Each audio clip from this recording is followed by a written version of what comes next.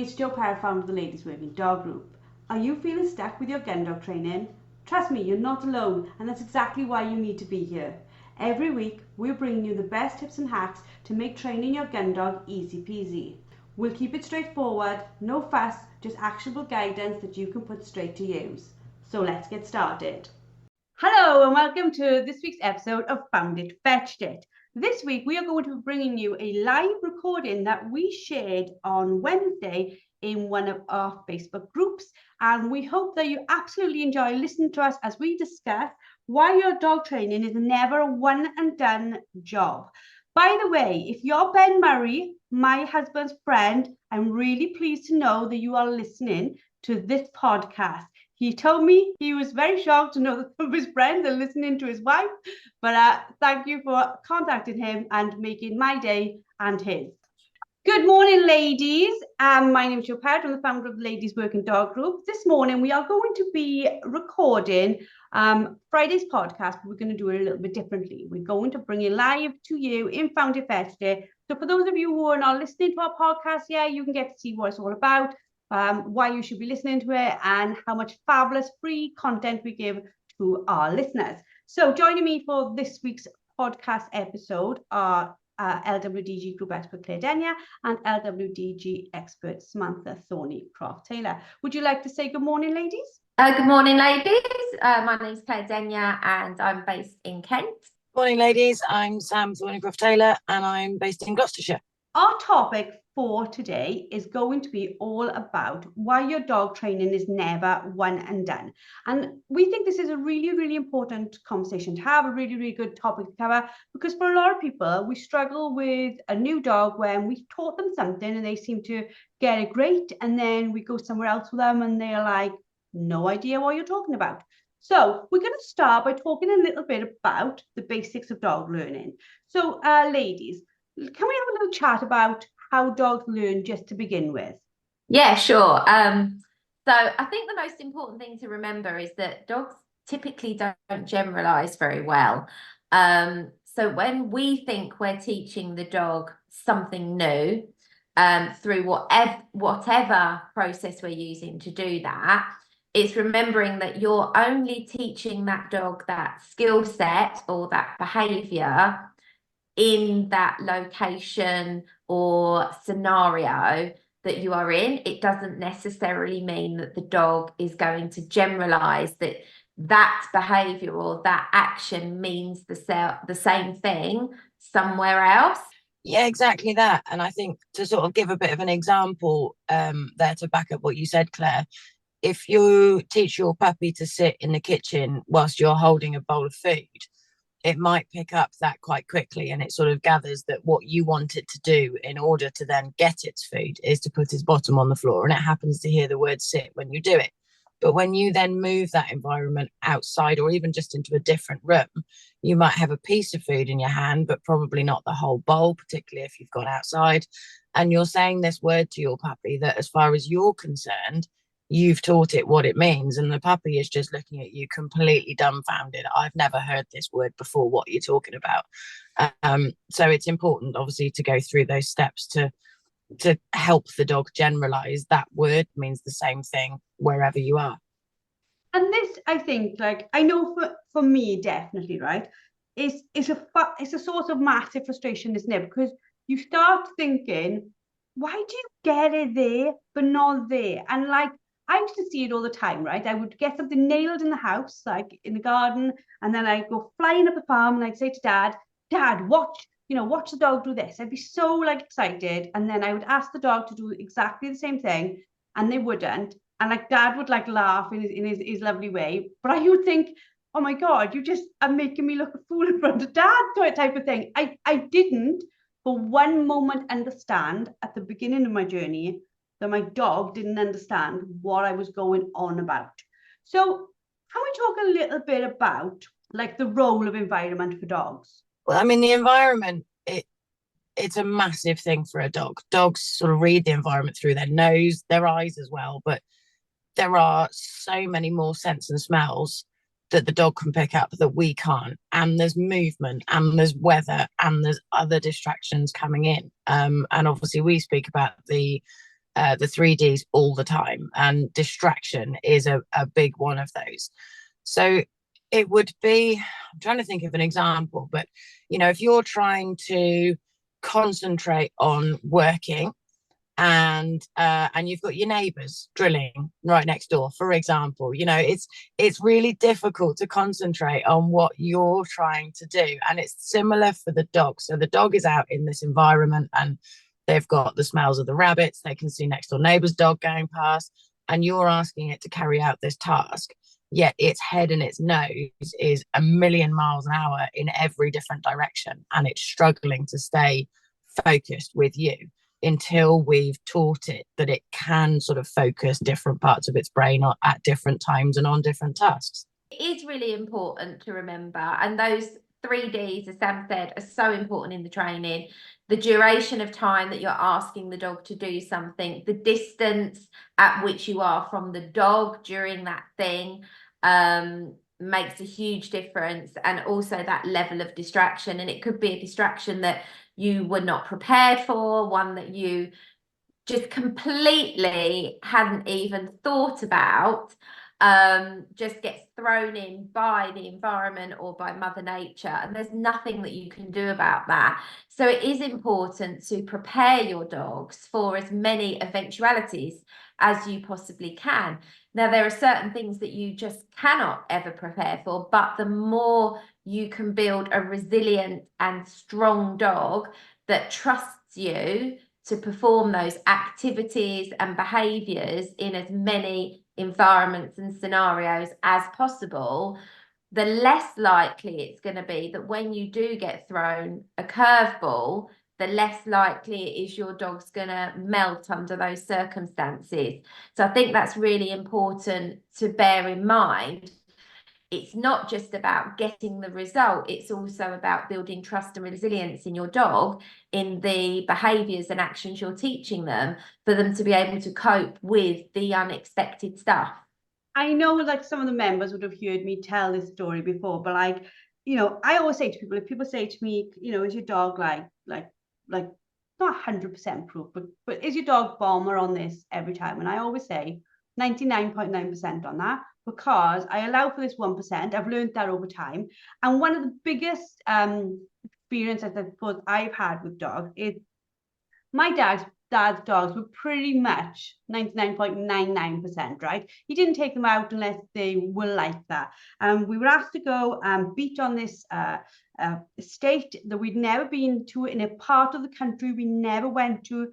And his incredibly well-behaved dogs, and I mean like trial-in level dogs, they all came to a group of black turkeys. I think they call black turkeys. They were these big, massive turkeys with big black feathers all over their bottoms. And all three of his top trialing dogs ran in and grabbed feathers out of these turkeys. And he was like going, well, I shan't use the words he used. He was just incredibly shocked. His dogs never did stuff like that. At the time, I sort of laughed. He managed to get them back, and the turkeys lived through the experience. But I just think, isn't it funny that like even the best behaved dogs, sometimes we can put them in an environment with something that's so different that they think the rules no longer apply. Something that happened to me very recently, group class scenario, bunch of clients, and we found out that, well, basically 3 of the dogs in the group were really, really struggling. And it turned out that one of the female dogs in the group was coming into season. She wasn't in season yet, but she was coming into season. And that just blew the brains of those male dogs, young male dogs that were in the group. And the owner of the female dog felt a little bit mortified. But, it's that understanding. The dogs can sense these things, smell things that we can't. And like, they know when a female's coming into season, and it drove them crazy. And for the first sort of, 15 minutes of the group class, everyone was like, why is my dog so distracted? Why is its nose on the ground? Why is it doing this? And I literally observed and just thought, yeah, this is not normal. This is not normally the level of distraction these dogs would be in, feeling here. They're used to training here. And that's what it was. And I think, especially if you take your dog for a walk, you don't know what else has been there, been in that environment, hours, minutes before you, and what your dogs are picking up the scent of, you know, past and present. So it could be that it's just gone through, but it could be that it went through a while ago, but the dog still picks up on that scent. We're completely unaware of this. And this is where, you know, you hear about male dogs going off roaming and things like that.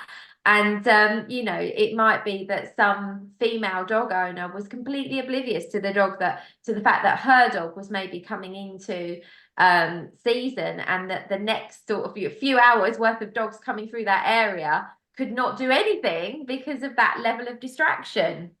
And we could talk about this, and I'm sure Sam will back me up on this now, though, as well. When we talk about these things, like you just said, Claire, sometimes you can have a girl dog who has a season that with his very few physical, not symptoms, that's not the right word, but this physical identifiers. So she may be, you know, using the toilet a little bit more, but there may not be any sort of discharge. She may clean herself perfectly well.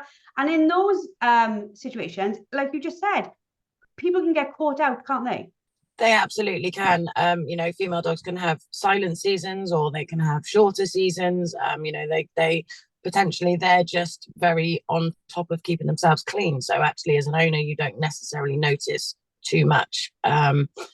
And I think Claire's probably the same. If I've got clients that have got their dog has come into season, I'll say to them, okay, well, we'll take a break while she's in season, and then we'll revisit it afterwards, for a number of reasons. You know, their dog might not be feeling it. Their dog is going to be potentially distracted while she is in season, but also the dogs coming behind them in subsequent lessons through that day, like Claire just said, are not going to have their head in the game if an in-season dog has been on the field in front of them. When we talk about the role of environment, I'm sure there are people like watching and listening who are like, oh my God, then what am I up against? Because my dog has mastered this command in the living room, is perfect every time, is perfect every time I go to group class. But as soon as I step foot on the beach, it's all out of the window. What should I do? Is it a case of just continuing this proofing behavior, taking them different places and having that attitude of my dog might not behave here because it's new? Yeah, it is definitely that. And I think it's also bearing in mind within that. So you just touched on a good example there, Joe, when you said the beach. The beach not only has different distractions of the sea, the smell of the sea, the seagulls and other kind of like wildlife you've got there. The ground alone is different. So unless you train your dog in a sand school, your dog may not have experienced sand before. So straight away, that's something your dog hasn't experienced, and that's without all of the other stuff. So at the moment I'm going through this, we've just got a new puppy. She's 13 weeks of age. She's at the moment a little sponge learning everything. Nothing that we are teaching her at the minute, nothing is proofed. Nothing. I wouldn't expect her to be able to do the little, so she's 13 weeks of age, and the things that at the moment we're working on is generally good manners around the home, been doing crate training, sit, handling, stand as part of handling, to lay down, to where the heel position is, a little bit of loose lead walking, recall, and play.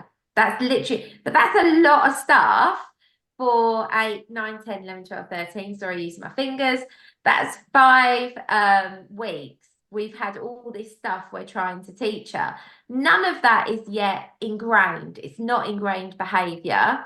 And it's certainly not proofed. Now, she's done it in the house, in the garden, at our training field, and we've been going out to different environments to give her exposure. And we call that habituation, and it's part of the socialisation process.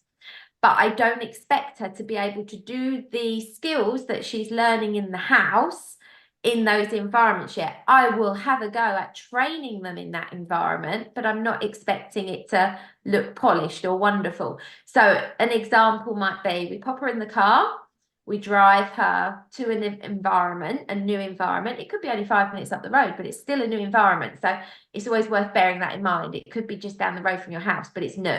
We let her observe a little bit. Then we bring her into the heel position, do a few paces of heel work, lots of praise for that. Then we let her have another observation of the world, because she's got to not only learn the skill sets that we want to teach her, she's also, bless her, got to learn about the environment around her and learn to cope with that. That in itself is a learning process. Now, whether your dog is a puppy or an adult dog, every time you take it to a new environment, almost think about it in your head a little bit like a puppy. Haven't been here before, you've never been to this sort of environment, so we've got to teach you rather than expect you to know something. So that's how I think it can help as an owner or handler to think about that process, is to consider the fact that from the dog's perspective, they don't understand that behavior or that action in this environment. Does that make sense? Yeah, absolutely. And I know, like, for our members, if you're listening, you're like, okay, well, how do I do this? It's in the Hot Mess Handler. As this is going out as a podcast as well, if you're a gentleman listening, you can use the Hot Mess Handler. It's a standalone course. People can just get the Hot Mess Handler and do that separately. But we cover all this for members in the Hot Mess Handler. We also cover it in Sam's puppy training masterclass. We always also cover this in Claire's socialization masterclass. So there's loads and loads of content to help you get through this section. But just to encourage the conversation to go forward in the podcast, on top of what Claire's just covered there, Sam, you know, at what point do we think that the proofing and the generalization or the habituation, as Claire mentioned it, is enough? How long is a piece of string? I think is the answer to that one. You know, every dog is unique, and some dogs pick it up a lot quicker than others, and some dogs seem to take a long time with a lot of repetition. You know, and you want to consider as well the mental stamina of your dog. If your dog is only used to doing short 5-minute training sessions, then it's not going to cope very well if you suddenly take it out and try and do half an hour of repeating, you know, I want you to sit, I want you to heel, I want you to stand, and I want you to go and retrieve something from over there. It's going to be too much too soon. So just as we need to increase the physical fitness of our dog, we need to increase the brain fitness as well, if you like, you know, the mental stamina. And just, I think for me, it's like Claire said, that habituation, that exposure, that giving the dog the ability, the time to take in and absorb everything around it, rather than trying to let it hit the ground running, but also making it easier for the dog to do what you're asking it to do at the time. So, for example, you know, if you know you're in a new area, then just make your recall shorter, or ask your situation to be for less time, rather than expecting it to suddenly go and do that 5-minute sit or that recall from 400 yards away that you did yesterday in a field that you're in all the time. I can see that Claire's itching to say something, so I'll hand you over. No, you said something that sparked something in my brain. I was like, don't forget this, don't forget it, don't forget it. So basically, along the lines of what you were then saying, Sam, one of the things, and Sam, you do behaviour work as well, we both do behaviour work. When we're looking to change behaviour, we can't expect the dog to change behaviour unless we've got something else that we can fill that void with.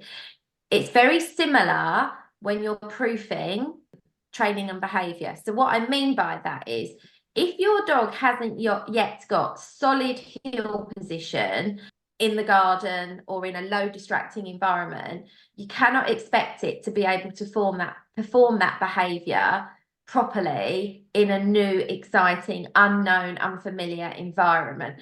So I always say to people, be very careful with a young puppy. You need to get them out to lots and lots of places for that environmental habituation. But when you're trying to proof training, say with an older dog, you need that behaviour that you're trying to proof to be really solid in those known environments before you take them into those new ones.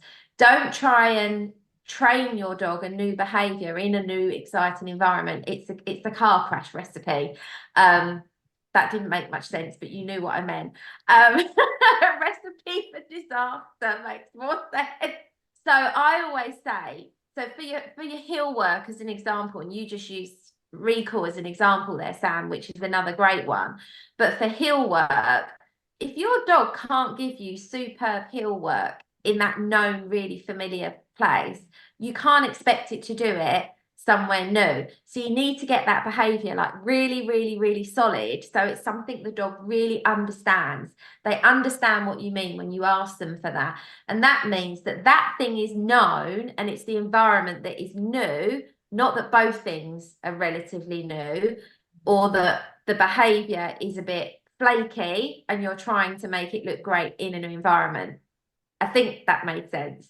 Yeah, absolutely. It's like when you're learning to drive, your instructor teaches you where the examiner is going to be like observing you, because you want the environment to be familiar. You want what's coming ahead to be familiar. You don't go, oh, okay, I'm going to take my test in London when I learn to drive in Scotland, because you're setting yourself up for a massive car crash recipe, which is now going to be the word of the day. But yeah, so I think what you're saying, it makes total sense. And as time goes on, the generalization does come in. We talked about the fact that it's as long as a piece of string, but it will come in again, won't it?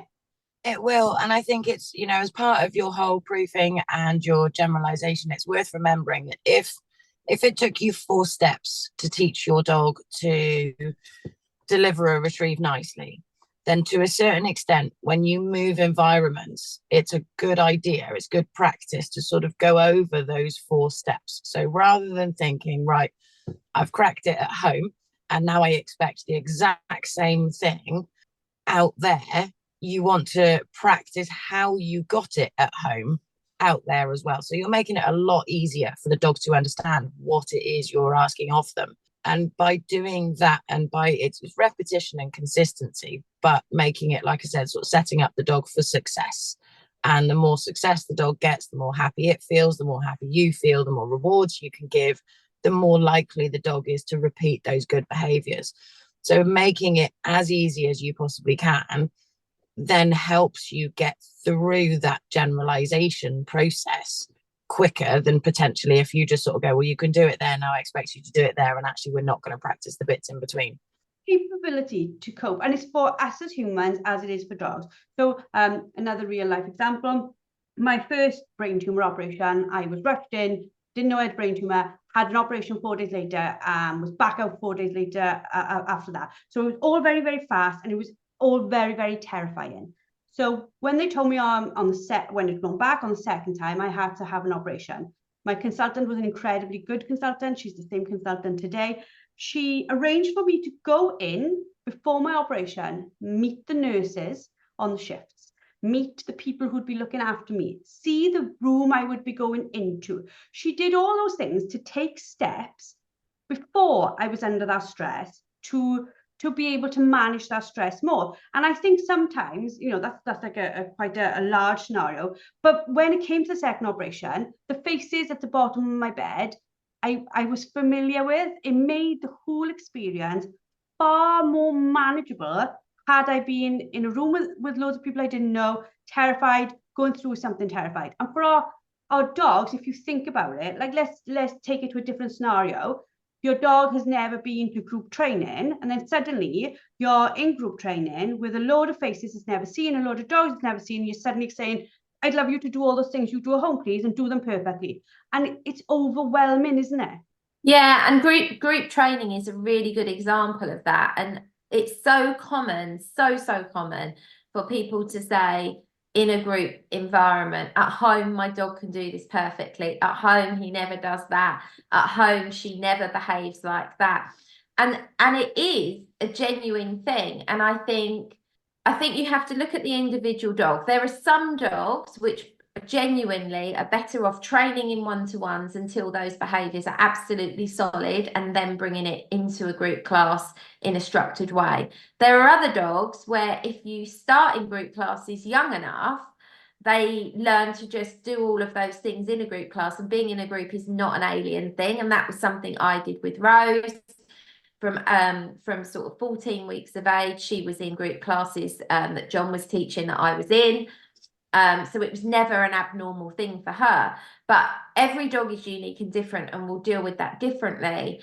But, you know, some of the most common behaviour problems or training issues that people have in group classes is noise, running in, showboating, playing keep away. And it's usually either one of a few very, very common things. It's usually either they're nervous in that environment in that circumstance with all those other dogs, or they're showing off in that environment with all those other dogs, or it's just simply very exciting and they haven't yet got the self-control to manage their own behavior in that exciting environment.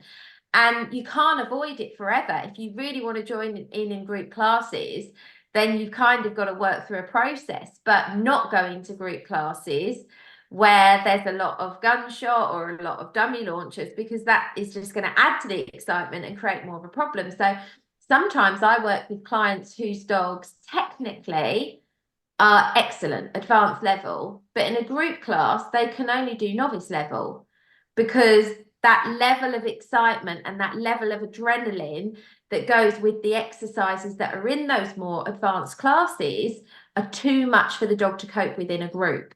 So it's not about the dog's skill set, it's about the dog's skill set within that specific environment and scenario.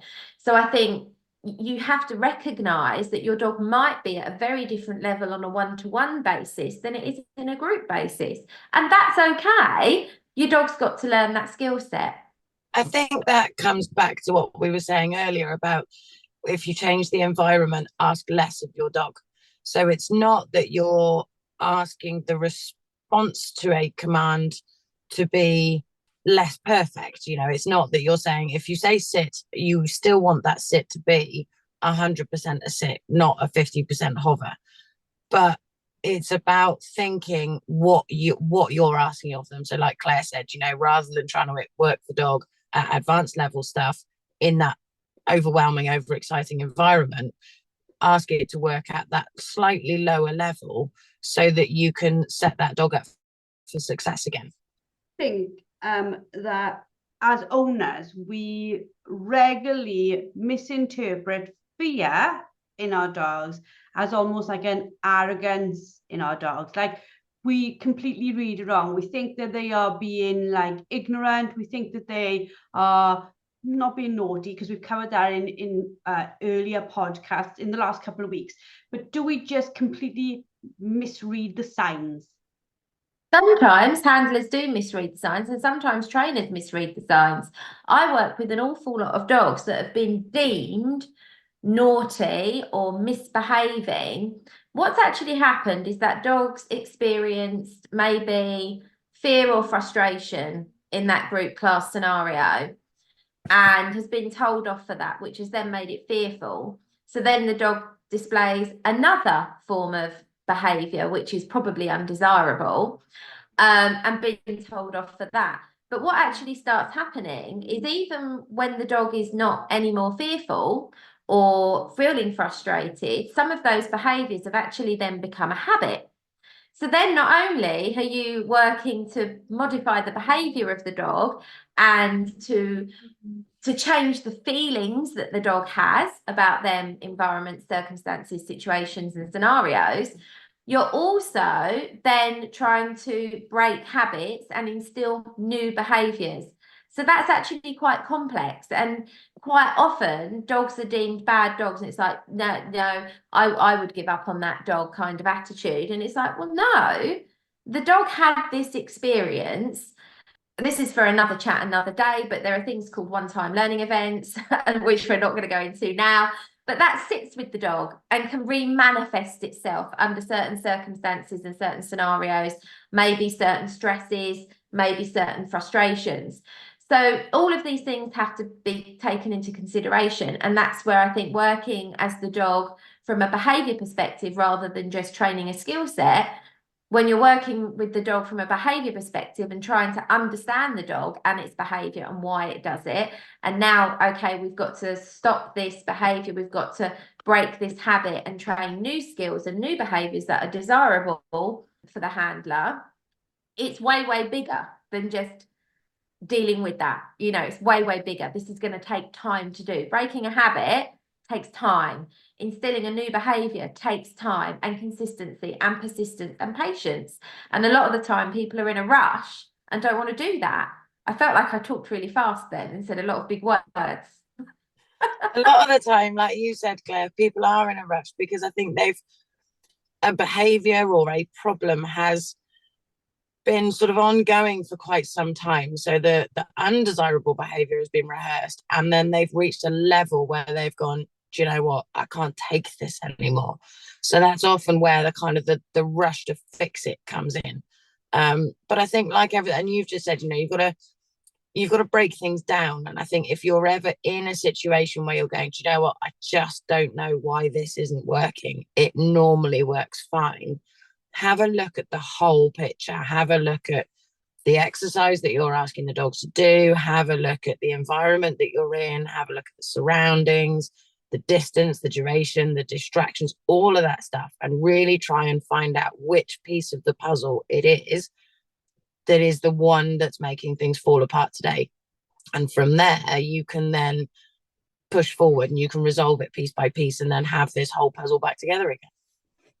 I think the important thing for listeners, watchers to take away from this is like we said, it's never one and done, but also it is continuous implementation for the dog's life.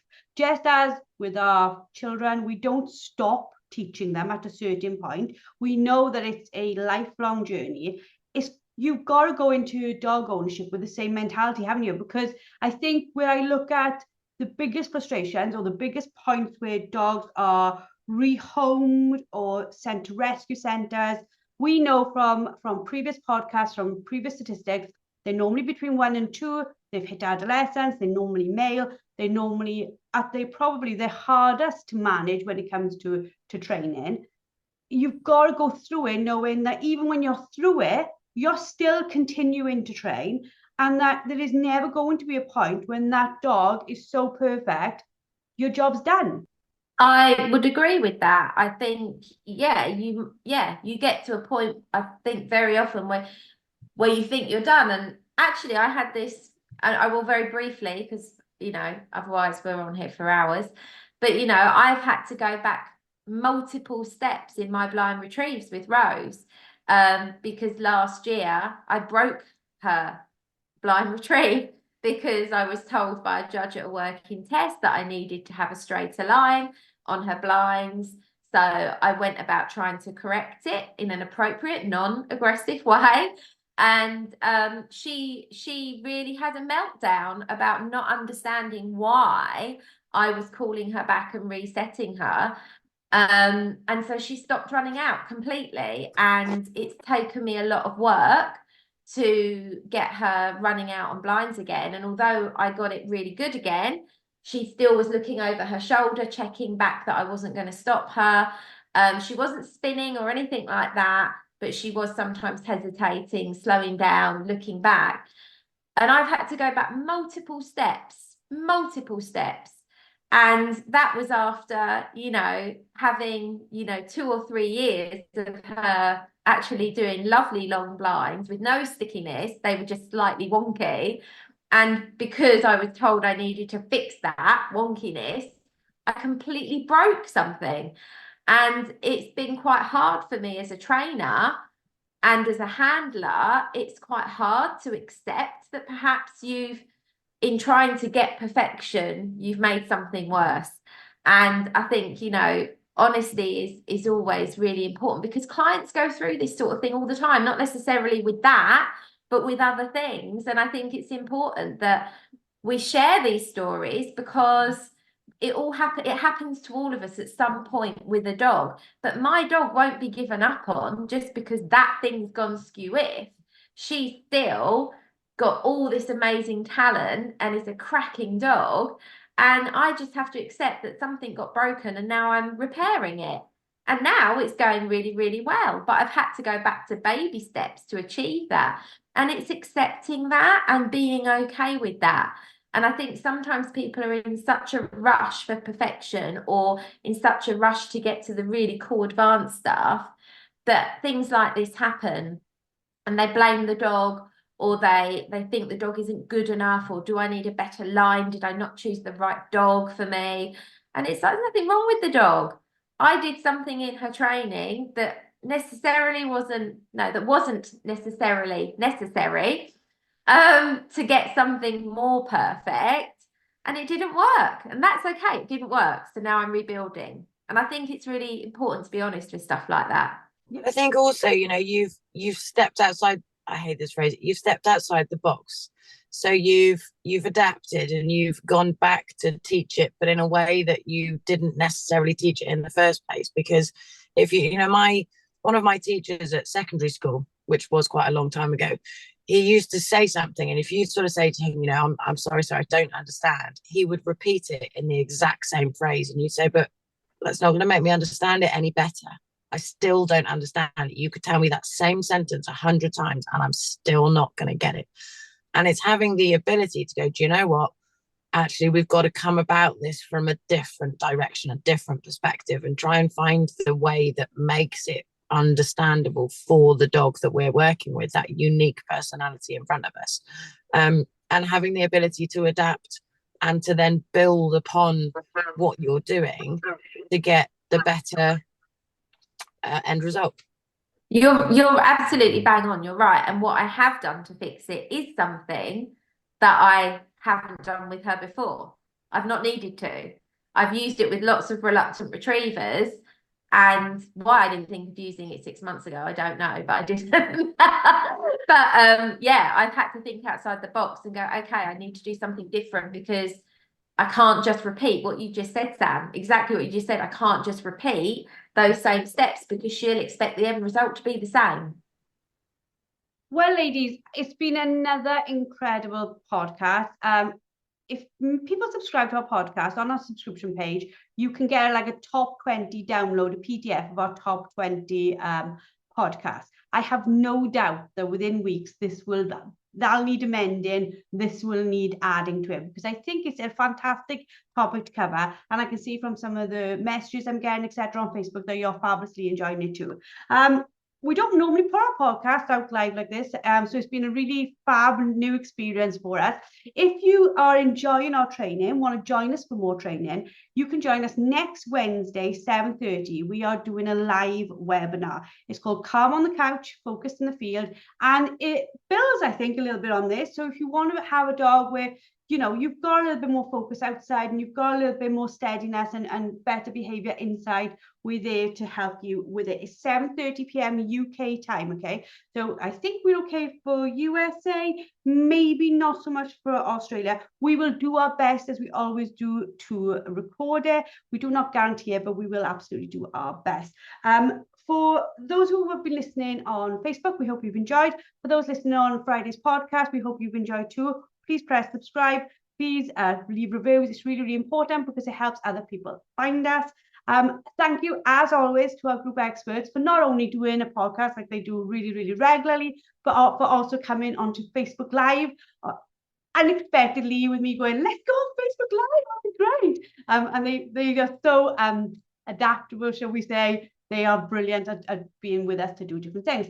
So I hope that you've enjoyed. I'm now going to end Facebook. I hopefully you can do this properly, so then I can put in the end to the podcast.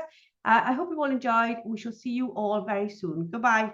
Thank you very much for listening to this week's Founded Fetched podcast. We hope you enjoyed. Please subscribe, please review, please share with your friends, and we look forward to seeing you next week with another amazing podcast. That's it for today's episode. A massive thank you for tuning in. Don't forget to head over to the LWDG and sign up for our membership. Get access to expert-led training, a wonderfully supportive community, and the resources you need to become a confident and skilled gun dog trainer. Let's take this journey together, because no woman should have to train her gun dog alone. We'll see you all next week.